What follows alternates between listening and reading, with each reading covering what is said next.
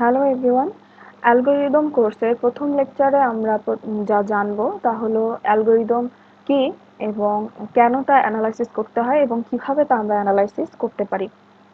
আমরা প্রথম স্লাইডে চলে যাই। প্রথমেই আমাদের অ্যালগরিদমের ডেফিনেশনটা আমরা দেখতে পাচ্ছি। তো অ্যালগরিদমের ডেফিনেশনটা আমি প্রথমে একটু বলি। An algorithm is a finite sequence of unambiguous instruction for solving a well specified computational problem. ডেফিনেশনটাকে ডেসক্রাইব করার আগে আমি একটা ছোট্ট এক্সাম্পল দিব। সেটা হলো যে কোনো ধরনের ম্যাথমেটিক্সের প্রবলেম যখন আমরা সলভ করতে চাই আমরা কিন্তু সেটাকে ধাপে ধাপে সলভ করে একটা নির্দিষ্ট রেজাল্ট কিন্তু আমরা পেয়ে থাকি। ঠিক তেমনই যে কোনো ধরনের কম্পিটিশনাল প্রবলেমকে সলভ করার জন্য আমাদের কিছু নির্দিষ্ট সংখ্যক স্টেপ ফলো করতে হবে এবং স্টেপ বা ইনস্ট্রাকশনের মাধ্যমে সেই কম্পিটিশনাল প্রবলেমকে সলভ করে নিয়ে আসতে হবে। সেক্ষেত্রে খুবই ইম্পর্টেন্ট ওই ইনস্ট্রাকশনগুলো অবশ্যই একটা নির্দিষ্ট সংখ্যক স্টেপের পরে কিন্তু শেষ হয়ে যেতে হবে, মানে ফাইনাইট হবে, নির্দিষ্ট সংখ্যক হবে, অনির্দিষ্ট কোনো স্টেপ বা ইনস্ট্রাকশন কিন্তু থাকতে পারবে না। এটা অ্যালগরিদমের সবথেকে ইম্পর্টেন্ট ফ্যাক্টর বা ক্রাইটেরিয়া বলা যায়।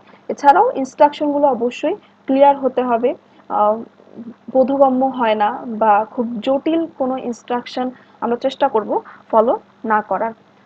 তো আমরা ওভারঅল বলতে পারি একটা অ্যালগরিদমকে অবশ্যই কিছু স্পেসিফিক ক্রাইটেরিয়া অবশ্যই ফলো করতে হয়, যার মধ্যে আমরা প্রথমেই দেখতে পাচ্ছি ইনপুট থাকতে হবে, যে ইনপুটের এগেনস্টে একটা নির্দিষ্ট আউটপুট আসবে এবং সেই আউটপুটটা আসার জন্য তার মাঝখানে অ্যালগরিদমটার অবশ্যই ডেফিনেটনেস থাকতে হবে, ইফেক্টিভনেস থাকতে হবে এবং ফাইনাইটনেস থাকতে হবে। তো এক সেন্টেন্সে যদি আমরা তাহলে অ্যালগরিদম কি বলতে চাই তাহলে বলতে হবে this is just a technique for solving a well specified computational problem.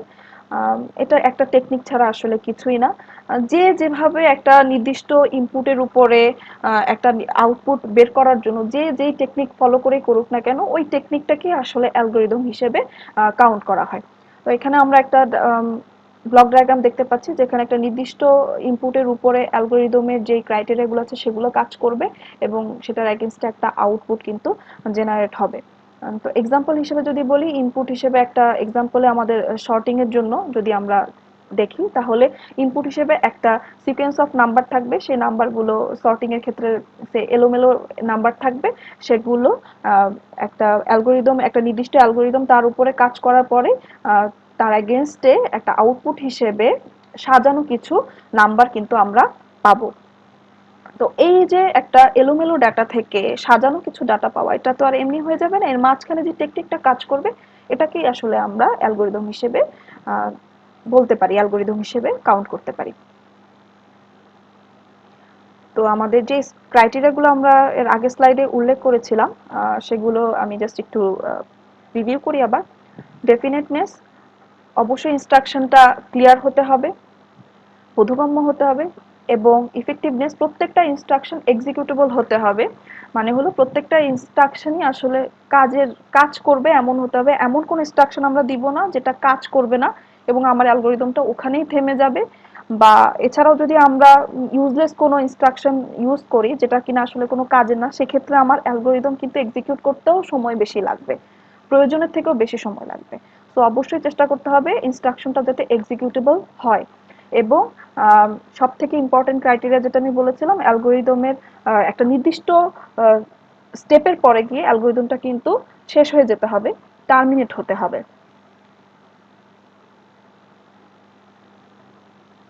তো অ্যালগরিদমটাকে আসলে আমাদের কেন অ্যানালাইসিস করতে হয়? তো যদি আমরা কেন অ্যানালাইসিস করতে হয় এই কোশ্চেনটা অ্যান্সার চাই তাহলে আমাদের বলতে হবে যে কোনো ধরনের কম্পিটিশনাল প্রবলেম বের করার জন্য আমাদের যে অ্যালগরিদমগুলো আমরা ব্যবহার করব সেটা পারফরমেন্সটা আসলে কিরকম বা কতটুকু ভালো পারফরমেন্স দিচ্ছে এটাকে বের করার জন্য বা প্রেডিক্ট করার জন্য আসলে আমাদের অ্যালগরিদমটাকে অ্যানালাইসিস করতে হয়। এবং সেই অ্যানালাইসিস ক্রাইটেরিয়াগুলো আসলে বা অ্যানালাইসিস কোন কোন ফ্যাক্টরের উপর ডিপেন্ড করে সেটা, সেক্ষেত্রে আমাদের যেটা ইউজ হবে সেটা হলো আমাদের জানতে হবে প্রথমে, সেটা হলো time, memory and communication bandwidth extra. আরো কিছু ক্রাইটেরিয়া আছে বাট তার মধ্যে বাকিগুলোর মধ্যেও এগুলো আসলে সব থেকে বেশি ইম্পর্টেন্ট। আবার এগুলোর মধ্যেও সব থেকে যে ইম্পর্টেন্ট ফ্যাক্টর সেটা হলো প্রাইমারি কনসার্ন যেটাকে বলে, সেটা হলো কম্পিউটেশনাল টাইম অথবা রানিং টাইম। মানে একটা অ্যালগরিদম রান করতে কত সময় লাগে সেটা আসলে একটা অ্যালগরিদমের পারফরমেন্সকে বের করার ক্ষেত্রে খুব গুরুত্বপূর্ণ ভূমিকা পালন করে। তো অ্যালগরিদমকে কেন অ্যানালাইসিস করতে হয় এটার জন্য আমি কিছু এখানে স্টেটমেন্ট দিয়েছি। তো প্রথম যেই স্টেটমেন্ট সেটা হলো choose the most efficient of several possible algorithm for the same problem. এখানে কি বলছে যে একই একটা প্রবলেমের জন্য অনেকগুলো পসিবল অ্যালগরিদমের মধ্যে থেকে আসলে কোনটা বেশি কার্যকর সেটাকে চুজ করার জন্যই আসলে আমাদের অ্যালগরিদমটাকে অ্যানালাইসিস করাটা খুব জরুরি। যে কোনো একটা কাজ করতে গেলে আসলে কিন্তু যে কোনো কাজ করা বলেন অথবা প্রবলেমকে সলভ করা বলেন, সেক্ষেত্রে কিন্তু অনেক ধরনেরই উপায় থাকে, ওয়ে থাকে সেটাকে সলভ করার। তো এক্ষেত্রেও আমাদের কম্পিটিশনাল প্রবলেমকে সলভ করতে গেলেও কিন্তু একই প্রবলেমের জন্য আমরা অনেকগুলো টেকনিক ফলো করতে পারি। তো টেকনিক ফলো করলেও তার মধ্যে থেকে আসলে কোনটা সব থেকে বেশি কার্যকর সেটাকে বের করার জন্য অবশ্যই আমাদের অ্যালগোরিদমটাকে অ্যানালাইসিস করতে হবে। এছাড়াও আমাদের প্র্যাকটিক্যাল পারপাসের জন্য আমাদের কোন অ্যালগোরিদমটা আসলে সব থেকে কম সময় নেয় বা বেস্ট পসিবল রানিং টাইম দেয় সেটা আমাদের জানার দরকার হতে পারে অনেক সময়। সেক্ষেত্রে আমাদের অ্যালগোরিদমটাকে অ্যানালাইসিস করতে হয়। এছাড়া আহ, আরো খুব ইম্পর্টেন্ট একটা ফ্যাক্টর হলো যে আমরা এখন পর্যন্ত একটা প্রবলেমকে সলভ করার জন্য যেসব অ্যালগোরিদম ইউজ করেছি বা করছি তার থেকেও কি বেটার কিছু পসিবল? সব আমাদের হিউম্যান নেচারে কিন্তু আসলে সবকিছুই আমরা যাই করি না কেন সবকিছুই কিন্তু এর থেকেও কি ভালো কিছু পসিবল, এই জিনিসটা মাথায় রেখেই কিন্তু আমাদের এত উন্নতি সাধন। যেমন আজকে আমরা যেই বাড়ি বা দালানে থাকি, ঘর বাড়ি থাকি, এটা কিন্তু শুরুতেই ছিল না। কিন্তু আমাদের প্রথমে ছিল হয়তো মাটির ঘর, তারপরে মাটির ঘর থেকে টিনের ঘর, টিনের ঘর থেকে ধীরে ধীরে আমরা উন্নতি সাধন করে আজকে ইট কাঠ দালানে থাকি। তো প্রথমেই যখন থাকতো ইট মাটির ঘরে, তখন চিন্তা হলো এর থেকেও কি বেশি এর থেকেও ভালো কিছু কি পসিবল? হ্যাঁ, এর থেকেও ভালো কিছু পসিবল।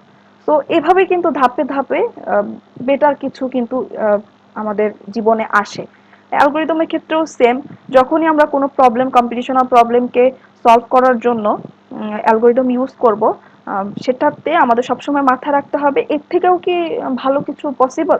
কোনো একটা সর্টিং করতে গিয়ে আমাদের হয়তো সে 50 সেকেন্ড সময় লাগলো, তাহলে সেক্ষেত্রে আমাদের চিন্তা করতে হবে এমন কোনো অ্যালগরিদম কি তৈরি করা সম্ভব বা টেকনিক ফলো করা সম্ভব যেটা দিয়ে আমার এই সময়টা কমে আসবে। তো এই জিনিসটা বের করার জন্যই আসলে আমাদের অ্যালগরিদমটাকে কিন্তু অ্যানালাইসিস করতে হবে।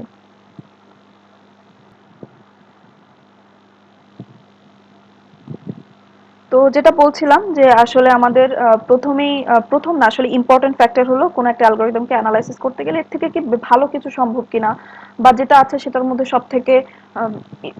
সব থেকে ভালো বা কার্যকরী কোন অ্যালগরিদমটা, এগুলো অ্যানালাইসিস করতে গেলে আমাদের যে প্রাইমারি কনসার্ন সেটা আসলে মেইনলি হচ্ছে সময়টা খুবই গুরুত্বপূর্ণ। যে কোনো অ্যালগরিদমের ক্ষেত্রে অ্যালগরিদম ওয়ার্কটার ক্ষেত্রেই আসলে বা আমাদের জীবনের যে কোনো কিছুর ক্ষেত্রে আমরা কিন্তু চেষ্টা থাকি সব থেকে তাড়াতাড়ি কিভাবে একটা সলিউশন আনা পসিবল। সো রান টাইমটা খুবই ইম্পর্টেন্ট। এই রানিং টাইমটাই আসলে আমাদের প্রাইমারি কনসার্ন একটা অ্যালগরিদমকে অ্যানালাইসিস করার ক্ষেত্রে। এই রান টাইমটা সম্বন্ধে আসলে আমরা একটু ইন ডিটেলসে জানবো। তো রান টাইম এক্সপ্রেশন অবশ্যই, এবং সেক্ষেত্রে খেয়াল রাখতে হবে রান টাইম এক্সপ্রেশনটা অবশ্যই মেশিন ইন্ডিপেন্ডেন্ট হবে। তার মানে হলো মেশিন ইন্ডিপেন্ডেন্ট মানে হলো মেশিনের ক্রাইটেরিয়ার উপরে আসলে ডিপেন্ড করবে না। চেষ্টা করতে হবে যাতে ডিপেন্ড না করে, কারণ এক একটা মেশিনে যদি এক এক রকম রান টাইম আসে তাহলে কিন্তু আর আমরা বুঝতেই পারবো না যে অ্যাকচুয়াল রান টাইমটা আসলে কত। তো মেশিন ডিপেন্ডেন্ট যদি না হয়, একটা অ্যালগরিদমের রান টাইম সব পিসিতেই মোটামুটি কাছাকাছি থাকে, তাহলে কিন্তু সেটাকে কম্পেয়ার করা আসলে পসিবল। আদারওয়াইজ কিন্তু মেশিনের উপর ভ্যারি করে যদি এক একটা অ্যালগরিদমের রান টাইম এক এক রকম হয়, তাহলে কিন্তু আমরা আলাদা করে আইডেন্টিফাই করতে পারবো না যে আসলে কোনটার অ্যাকচুয়াল রান টাইম কত ছিল আর সেক্ষেত্রে কোনটা কার থেকে বেটার। সেক্ষেত্রে আমাদের একটা চয়েস আছে, সেটা হলো র্যাম মডেল নামের একটা মডেল আমরা ইউজ করতে পারি। এটা জাস্ট একটা কি বলবো মডেল। এই মডেলটা আসলে রিয়েল লাইফে এক্সিস্টেড কিছু না, মানে রিয়েল লাইফে আছে এমন কিছু না। কিন্তু হয় না যে আমরা যে কোনো কিছু ওজন করার সময় আমরা ওজন কি দেখতে পাই? আমরা ওজন তো দেখতে পাই না। বা পরিমাপ করছি, দূরত্ব পরিমাপ করছি, দূরত্বটা কি দেখতে পাই? দেখতে পাই না। আমরা এটাকে কি করি, একটা নির্দিষ্ট কিছু ক্রাইটেরিয়ার উপরে ভিত্তি করে কিন্তু আমরা কম্পেয়ার করার চেষ্টা করি। যেমন ওজন করার ক্ষেত্রে হচ্ছে কেজিতে মাপি। যদি ভাবি যে 1 কেজির পরিমাণ কতটুকু আর যদি 2 কেজির পরিমাণ কতটুকু, অটোমেটিক্যালি কিন্তু আমরা সেটা কম্পেয়ার করতে পারি। 1 কেজির ওজন যা হবে 2 কেজিরটা অবশ্যই তার থেকে বেশি, 3 কেজি অবশ্যই তার থেকে বেশি। আবার 1 মিটারের দূরত্ব যতটুকু 2 মিটার কিন্তু তার থেকেও বেশি। এগুলা কিন্তু চোখে দেখা কিছু না। তো আমাদের এরকমই কিছু ক্রাইটেরিয়া যেগুলোর উপরে বেস করে আমার রান টাইমটাকে বের করতে হবে, সেই ক্রাইটেরিয়া গুলাকে একটা মডেল হিসেবে রিপ্রেজেন্ট করা হলো। এই মডেলটা অবশ্যই সিম্পল হতে হবে এবং অ্যাপ্লিকেবল হতে হবে। তো আমরা র্যাম মডেলটার ক্রাইটেরিয়া গুলো একটু দেখে আসি। যেটা বললাম এটাই যে হতে হবে তা না, বাট আমরা স্ট্যান্ডার্ড কিছু পরিমাপক আসলে আমাদের ফলো করতে হবে যে কোনো কিছু কম্পেয়ার করার জন্য। তো প্রথমেই র্যাম মডেলের যেই ক্রাইটেরিয়া সেটা হলো এটা জেনেরিক সিঙ্গেল প্রসেসর মডেল হবে। একটা অ্যালগোরিদম যেটা সিঙ্গেল প্রসেসরে রান করবে সেটা তো অবশ্যই মাল্টি প্রসেসরে রান করবে, তাই না? তো মিনিমাম অ্যাটলিস্ট সেটাকে সিঙ্গেল প্রসেসরে রান করতে হবে এমন একটা মডেল হিসেবে চিন্তা করে নেওয়া যেতে পারে। এরপরে অবশ্যই এই মডেলের ভেতরে অ্যালগোরিদম গুলোর ভেতরে অবশ্যই আমার কনস্ট্যান্ট যে টাইম ইনস্ট্রাকশন গুলো আছে, লাইক অ্যারিথমেটিক, যোগ বিয়োগ গুণ ভাগ, মডুলাস, এছাড়াও যে কোনো ডেটাকে লোড করা, স্টোর করা, কপি করা, এছাড়াও বিভিন্ন ধরনের কন্ডিশনাল আর কন্ডিশনাল ব্রাঞ্চ তৈরি হয়। যেমন ইফ, আপনারা অলরেডি সি প্রোগ্রামিং এ ইফ এলস এর কন্ডিশন পড়ে আসছেন যে যদি এই কন্ডিশন ট্রু হয় তাহলে এটা হবে, কন্ডিশন না হলে এটা হবে। এরকম কন্ট্রোলিং যে ব্যাপারগুলো থাকে এগুলো অবশ্যই সাপোর্ট করতে হবে অ্যালগোরিদমের মধ্যে। এছাড়াও আমাদের মিনিমাম ইন্টিজার এবং ফ্লোটিং টাইপের ডাটা, ইন্টিজার পূর্ণ সংখ্যক, ফ্লোটিং হলো দশমিকের পরে যে সংখ্যা থাকে, এই ডাটা টাইপগুলোকে মিনিমাম মেনটেন করতে হবে বা সাপোর্ট করতে হবে। এছাড়াও আমরা যেটাকে বললাম যে কিছুক্ষণ আগে, ওজনের ক্ষেত্রে আমরা পরিমাপক হিসেবে স্ট্যান্ডার্ড হিসেবে 1 কেজিকে ধরে নিচ্ছি, দূরত্বের ক্ষেত্রে 1 মিটারকে ধরে নিচ্ছি। ঠিক তেমনই রান টাইমটাকে ইউনিফর্মলি আমরা ওয়ান টাইম ইউনিট হিসেবে ধরে নিব, যে কোনো একটা সিম্পল ইনস্ট্রাকশন সবসময় ওয়ান টাইম ইউনিট নিবে। তার মানে একটা ইনস্ট্রাকশন এক্সিকিউট করতে ওয়ান টাইম ইউনিট লাগবে। এটা আমরা আমাদের স্ট্যাটিক বা স্ট্যান্ডার্ড একটা আমরা ধরে নিব।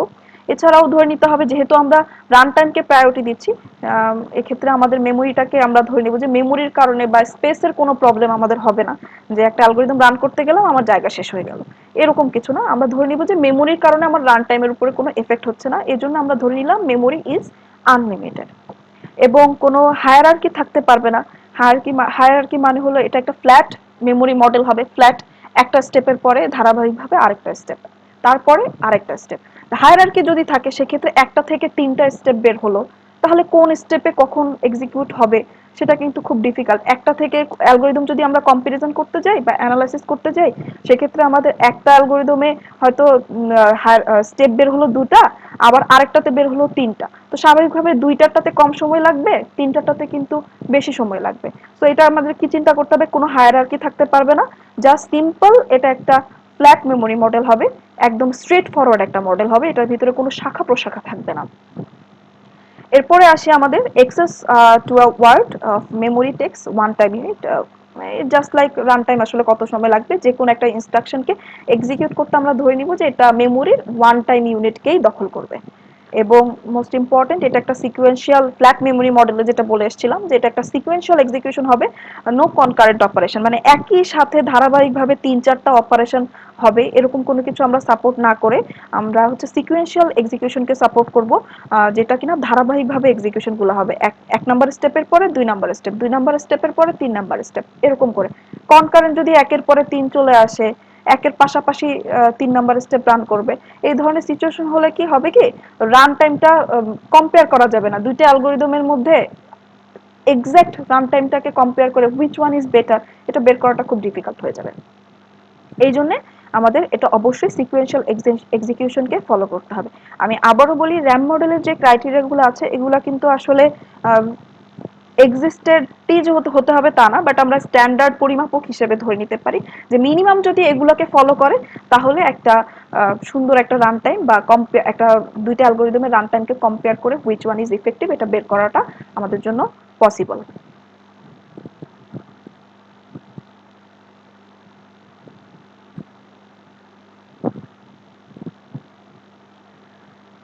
রান টাইম সম্বন্ধে তো আমরা দেখলাম এবং রান টাইমের একটা স্ট্যান্ডার্ড মডেলও আমরা অলরেডি দেখে আসলাম।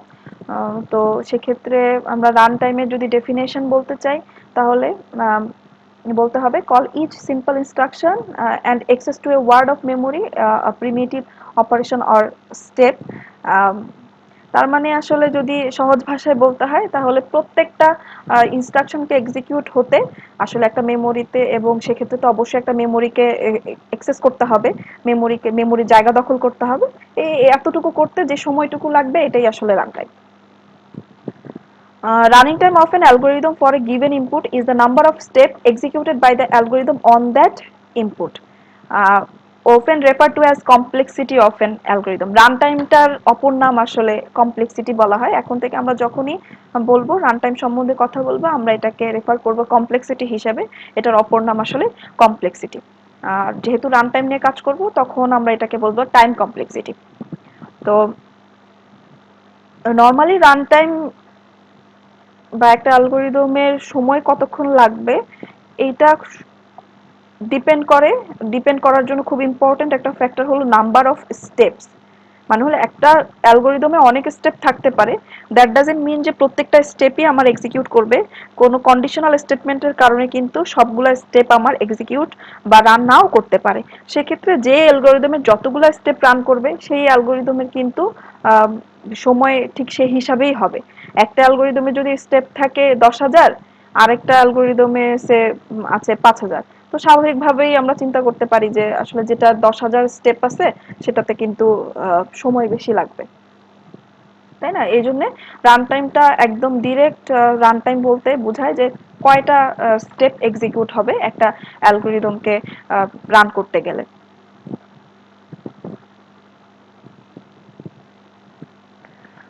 তো কমপ্লেক্সিটি বলতেই তো আমরা বললাম যে সাধারণভাবে এখন কমপ্লেক্সিটি বলতে আসলে আমরা রান টাইমকেই বুঝি। তো এই কমপ্লেক্সিটিটা অ্যালগরিদমের কিছু ফ্যাক্টরের উপর ডিপেন্ড করে। অলরেডি আমি একটা ফ্যাক্টর বলে এসেছি যে নাম্বার অফ স্টেপ।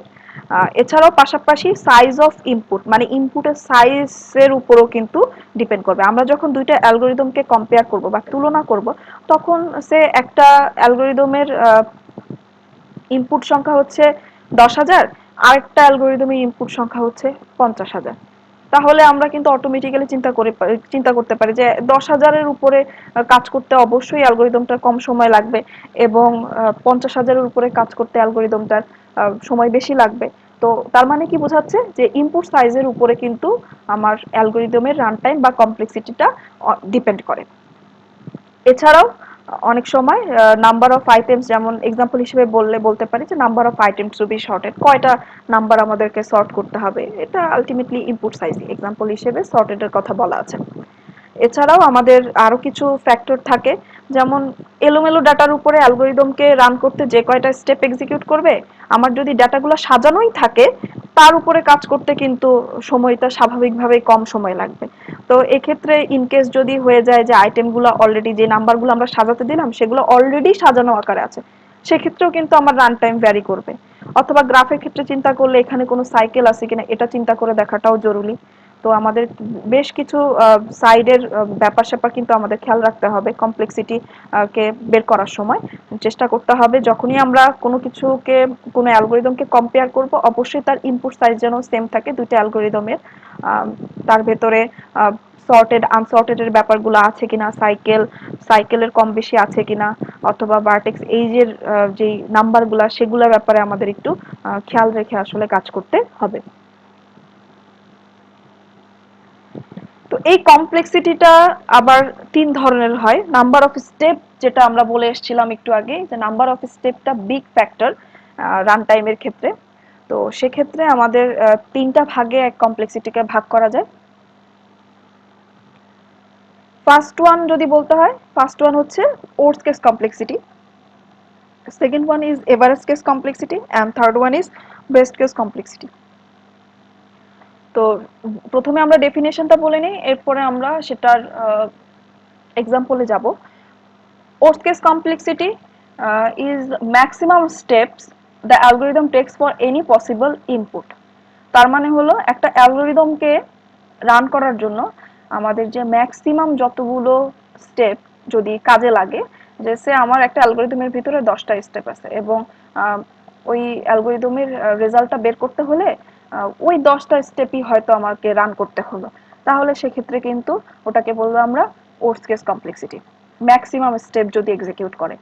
এছাড়াও এভারেজ মানেই আমরা বুঝি যে গড় একটা ব্যাপার, 10টা স্টেপ যদি থাকে সেক্ষেত্রে কোনো কন্ডিশনের কারণে আমাদের ওই প্রবলেমটা সলভ করতে গিয়ে হয়তো 5টা স্টেপ এক্সিকিউট করলো আর বাকি 5টা করার দরকার পড়লো না, এ ধরনের সিচুয়েশন যদি আসে তাহলে কিন্তু সেটাকে বলবো আমরা এভারেজ কেস কমপ্লেক্সিটি।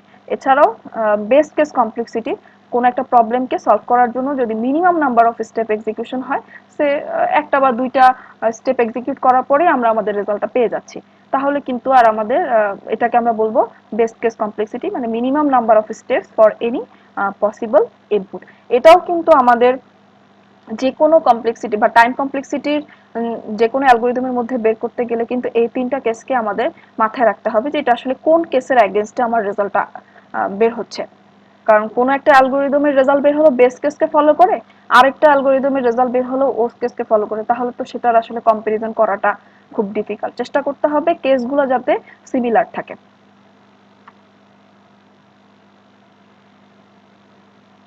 তো আমরা এখানে একটা এক্সাম্পল দেখতে পাচ্ছি লিনিয়ার সার্চের।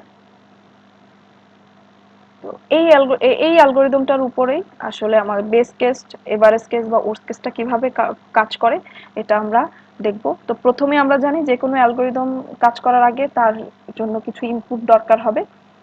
যেহেতু লিনিয়ার সার্চ, আমরা সে এন নাম্বার, এন সংখ্যক ডেটা আমরা প্রথমে আমাদের দরকার পড়বে এবং এটা একটা সার্চিং অ্যালগরিদম, তার মানে হলো এখানে কি কোনো একটা ডেটাকে আমাদের সার্চ করার দরকার পড়বে এবং যেই ডাটাটাকে সার্চ করতেছি আউটপুট হিসেবে সেটাই আমাদের যদি ডাটাটা থেকে থাকে তাহলে সেটা বের হবে যে হ্যাঁ yes this data is found, আর যদি না থাকে সেক্ষেত্রেও আমার রেজাল্ট আসবে যে নট ফাউন্ড।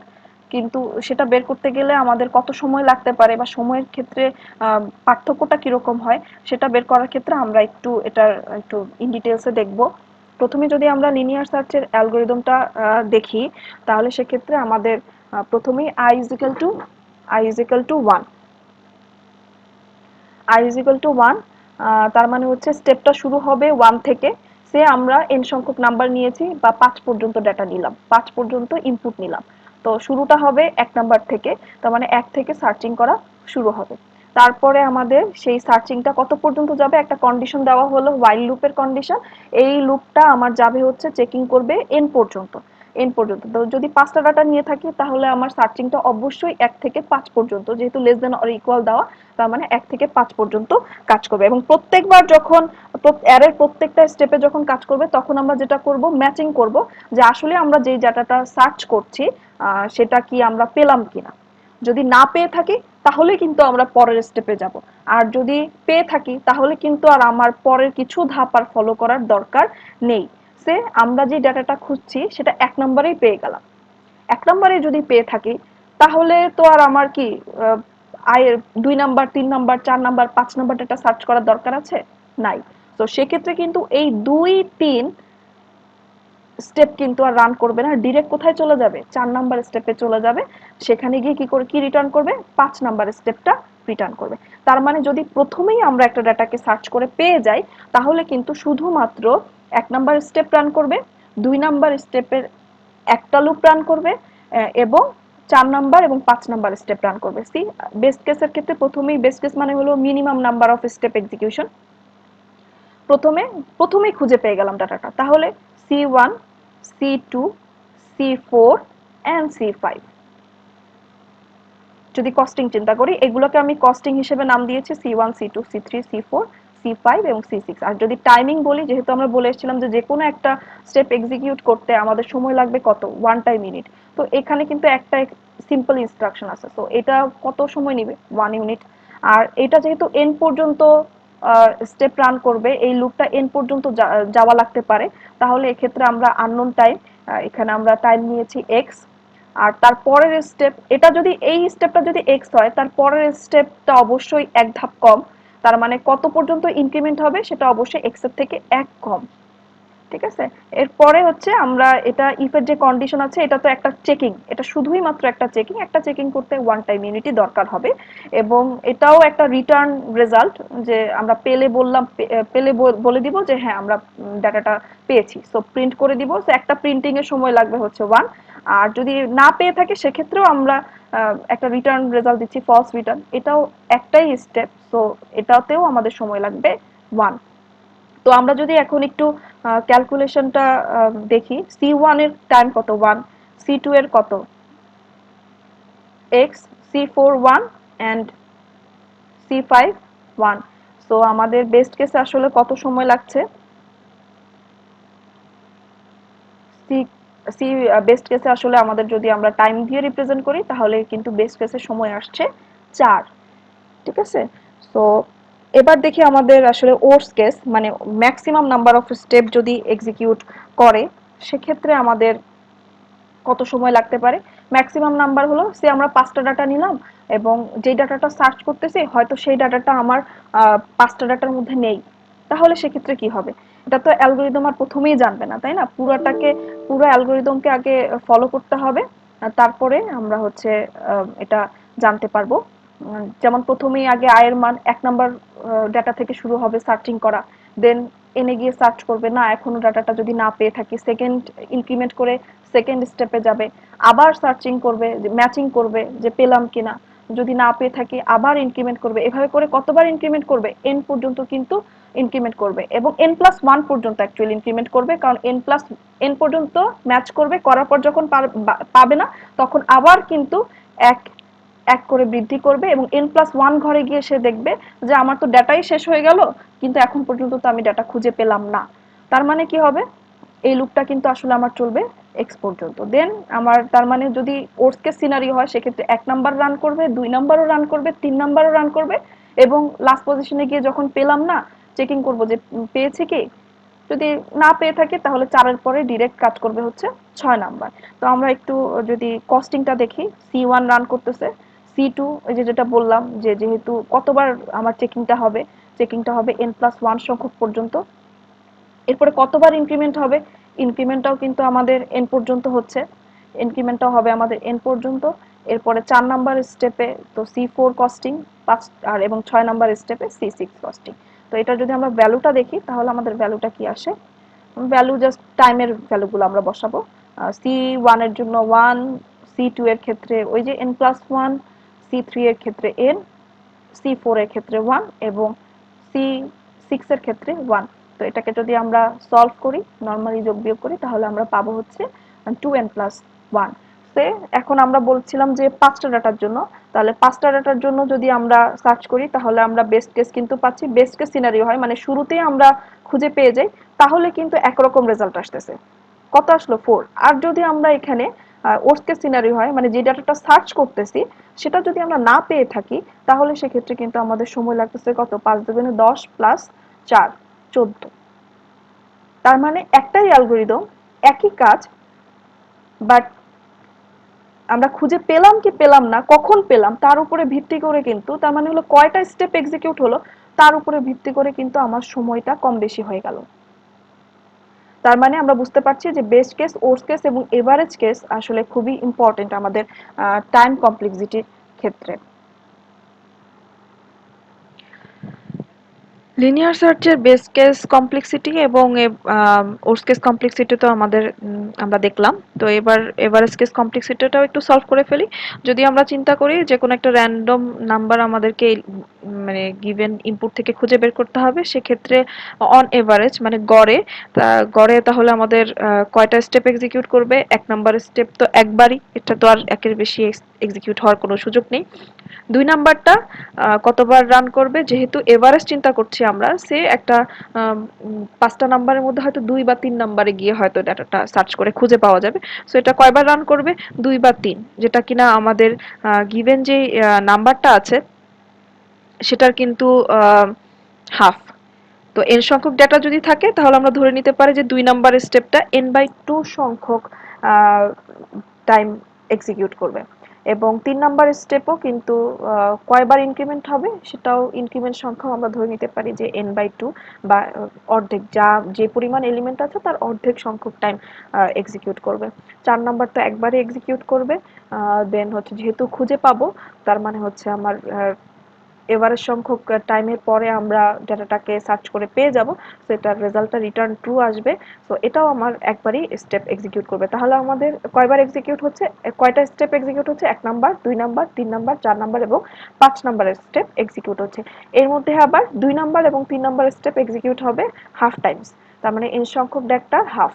তাহলে আমরা যদি একটু এভারেজ কেস কমপ্লেক্সিটিটা দেখি, ১ নাম্বার স্টেপের জন্য 1 টাইম, ২ নাম্বার স্টেপের জন্য n/2, ৩ নাম্বার স্টেপের জন্য n/2, ৪ নাম্বার স্টেপের জন্য 1 এবং ৫ নাম্বার স্টেপের জন্য 1। এটাকে যদি আমরা সলভ করি তাহলে আমরা পাবো n+3। আমরা যে ৫টা ডাটার জন্য বারবার এক্সাম্পল হিসেবে বলছিলাম, সো যদি ৫টা ডাটা নিয়ে কাজ করি তাহলে এভারেজ কেস কিন্তু কমপ্লেক্সিটি কত বের হবে? 5 টাইম ইউনিট।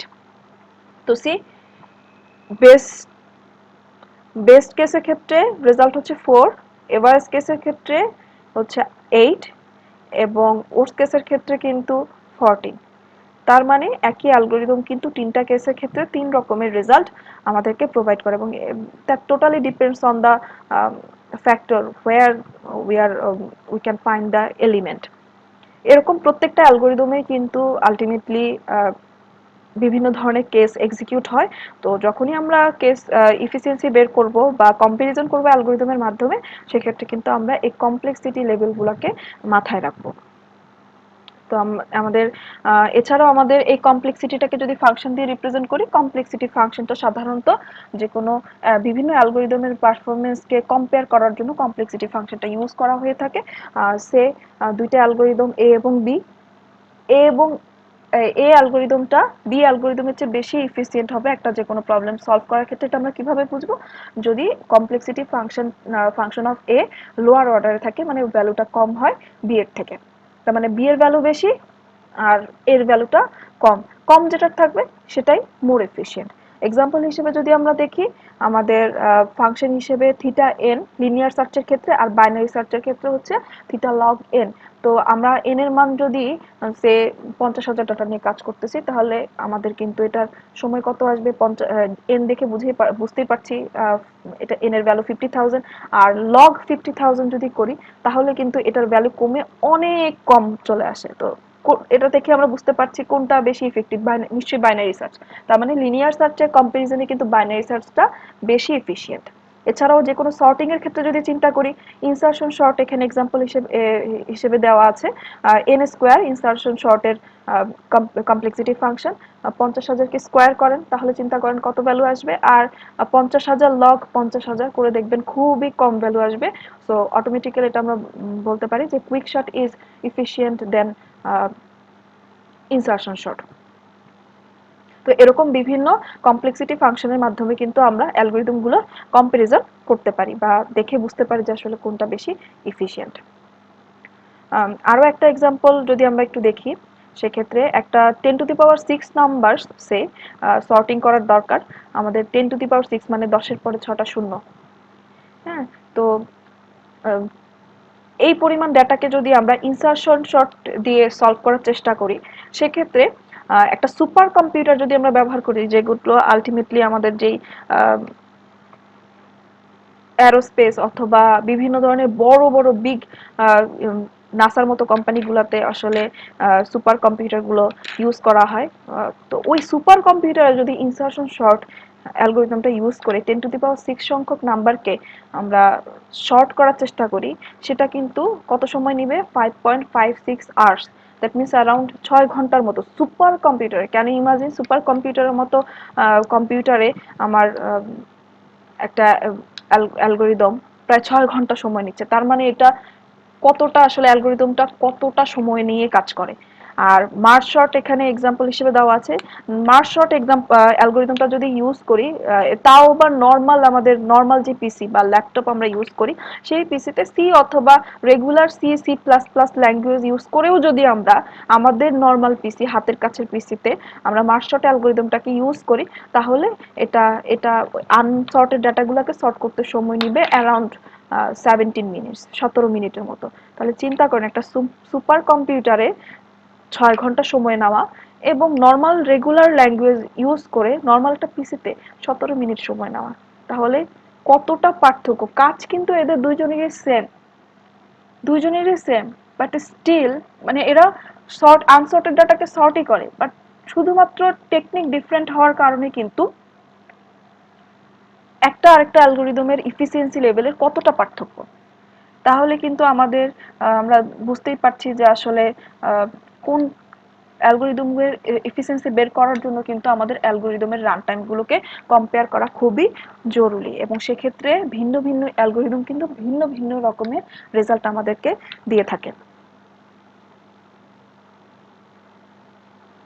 তো আমাদের আরেকটা জিনিস মাথায় রাখতে হবে যে কম্পিউটারের স্পিড যেটা সেটা কিন্তু আসলে একটা আহ, নির্দিষ্ট আসলে আহ, এটা ইনফাইনাইট নয়, তার মানে হলো ফাইনাইট একটা নির্দিষ্ট স্পিড, কিন্তু আমাদের স্পিডে আমাদের কম্পিউটার কিন্তু চলে।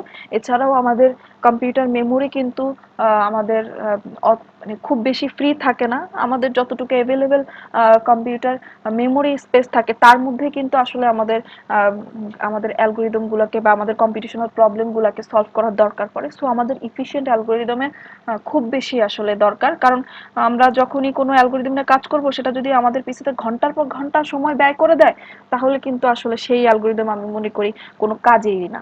কারণ এত সময় আসলে আমাদের নেই যে আমরা বসে বসে একটা অ্যালগোরিদমের পিছনে এত সময় নষ্ট করব। অবশ্যই তার মানে আমরা বুঝতেই পারছি যে একটা অ্যালগোরিদমের ইফিসিয়েন্সি বের করাটা কতটা জরুরি। তো এখানে একটা এক্সাম্পল দেওয়া আছে। আম, আমি এটা খুব ডিটেলসে বলবো না, এখানে জাস্ট ভ্যালুগুলো বসিয়ে নিলেই হবে। এক্ষেত্রে এক্সাম্পল হিসেবে দেওয়া আছে একটা কম্পিউটার এ 1000 টাইম ফাস্টার দেন কম্পিউটার বি, তার মানে বিটা যদি এক্স হয় এক্স হয় তার স্পিড, তাহলে কম্পিউটার এর স্পিড 1000 × এক্স, 1000 গুণ বেশি স্পিডি কম্পিউটার এ।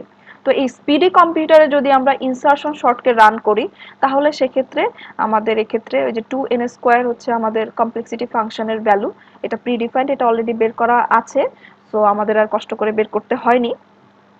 তো 2n² এর ভেতরে যদি আমরা বের করার চেষ্টা করি, ভ্যালু বসাই 2n², আমাদের এখানে যদিও 10⁻⁶, এখানে n এর মান হচ্ছে 10⁻⁷, তাহলে 2 × n এর জায়গায় আমি 10⁻⁷টা বসিয়ে দিলাম ইনস্ট্রাকশন, আর সেই ইনস্ট্রাকশন আসলে আমাদের কম্পিউটারের যে স্পিড সেটা দিয়ে আমাদের ভাগ করতে হবে।